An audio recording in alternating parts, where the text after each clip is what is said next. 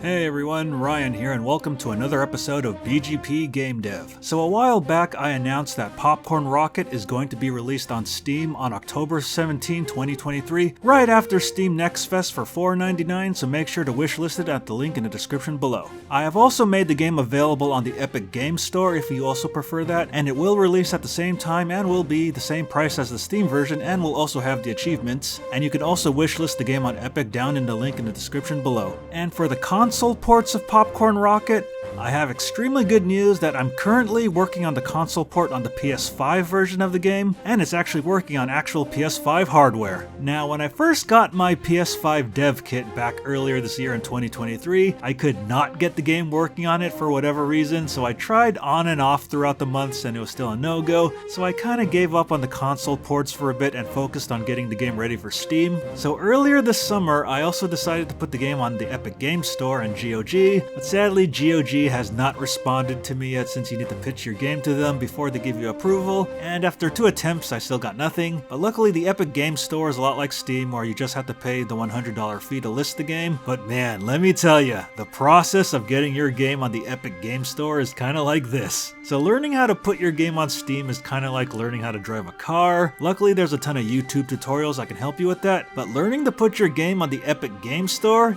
is a lot like learning how to pilot a helicopter. And at the time of this video, there are no detailed tutorials on YouTube on how to put your game on the Epic Games Store, so I had to figure it out all on my own. And I'll put it this way, there's another game maker dev that I follow, and he said he launched games on consoles before, and even the Epic Games Store had him stumped, but luckily he was able to launch his game on the Epic Games Store just like I did. And I was kinda considering doing a video tutorial on how to launch your game on the Epic Games Store, but every single game is different and every game engine is different on how you integrate the Epic Games API for the achievements and such, so hopefully someone will release a series of detailed videos on how to release your game on the Epic Games Store in the future for the different engines like Game Maker Studio, Unreal Engine, Unity, Godot, and more. So the crazy experience of getting my game on the Epic Games Store encouraged me to try again with the PS5 port, since the huge dev kit which you've seen in pictures, and I can't really show mine because of NDAs, aka non-disclosure agreements, was collecting dust on my shelf. So I downloaded some sample PS5 projects from the Game Maker website, and those were working on the dev kit, so I was like, if I can get these to work, I can get Popcorn Rocket working as well. So after some more experimenting, I finally figured out what was causing the problem why Popcorn Rocket wasn't working on the PS5 dev kit. It appears that this plugin I've been using for Game Maker that allows PS5 controllers to work on the PC was causing an issue with the PS5 itself, so I simply removed the plugin for the code for about 1,000 plus objects, which took a little while, and voila! It's kind of ironic that a plugin that allows PS5 controllers to work on the PC prevented the game from working on the actual PS5 hardware itself. So my game was actually working on actual console hardware. So over the past couple of years, I've been someone who's burned homebrew CDs for the PS1 to play NES emulators. I've downloaded fan-made games on the Dreamcast like Beats of Rage to play them on the actual Dreamcast hardware. I burned DVDs of emulators to play on my mod-chipped PS2, and I put fan games and translated ROMs on my NES and SNES flash cards to play them on the actual hardware, and there's just something so exhilarating about playing homebrew on an actual console rather than your PC, but man,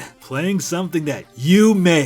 on an actual legitimate console is something so mind-blowing, and it doesn't feel real, man! However, there were a ton of problems that the PS5 port of Popcorn Rocket added. Like, a lot of menus got messed up since I had to remove the PS5 PC controller plugin, which I already fixed. And the sound was messed up for a lot of sound effects, because a lot of the sound effects on the PS5 were super loud in comparison to the PC, and a lot of the dialogue was way too quiet and the music was lower, so I had to fix those too. And sound on the consoles is a very, very different beast than on the PC. And ever since I started editing videos here on YouTube, I've learned to appreciate the hard work that goes into proper sound design and mixing, but man, after doing sound mixing for console gaming, my respect for sound designers has exploded 1,000,000%, and I've already had a ton of respect for sound design in the first place. So at the time of this video, I am working hard on the sound design for the console ports of Popcorn Rocket, and to make sure that things are all balanced, along with fixing any console-specific bugs and glitches, because there were a ton more bugs and glitches on the PS5 that appeared that did not exist on the PC version. And so I'm hoping at the end of this month, in August 2023, or at least early September, I can finally have all the console-specific sound and bugs fixed, so I can finally send a version to Sony for compliance testing. I highly doubt I can get the PS5 version to launch at the same time as the PC versions on October 17, 2023, since I know compliance testing takes a little while, but we'll see what happens. And I don't have the PlayStation Store page up yet, but hopefully I'll have it up soon when I'm done with the PS5 port of the game. And also at the time of this recording in August 2023, I still don't have my Xbox dev kit yet, and I got rejected from Nintendo twice already. And I'm probably going to resubmit to Nintendo again once I actually have Popcorn Rocket launched, since I heard my chances of getting approved are much higher if I can show Nintendo that I can launch a game. Or maybe I'll wait until the PS5 version is released so I can say to Nintendo, yeah, I also launched the game on a console too. And I gotta admit, I submitted to Nintendo again because I saw that Last of Us ripoff game, The Last Hope, on the European eShop, and I was like, well, if Nintendo could let a Last of Us ripoff Unity asset repackaged game get on the eShop, I'm sure my original Popcorn Rocket has a better chance. But sadly, it didn't happen. But luckily, Nintendo removed that Last of Us ripoff game, so they have standards at least. So yeah, so luckily, I am now capable of porting my own game to the consoles, and I don't need to shell out 4 to 5 figures on a porting service, which is what I originally was gonna do now that I can handle all the porting myself. So in the future, I hope to be able to port Popcorn Rocket to the Xbox and Nintendo Switch consoles, and hopefully get the physical editions done as well. So that ends this episode of BGP Game Dev, and make sure to wishlist Popcorn Rocket on Steam, the Epic Games Store, and the console soon. Later, gamers.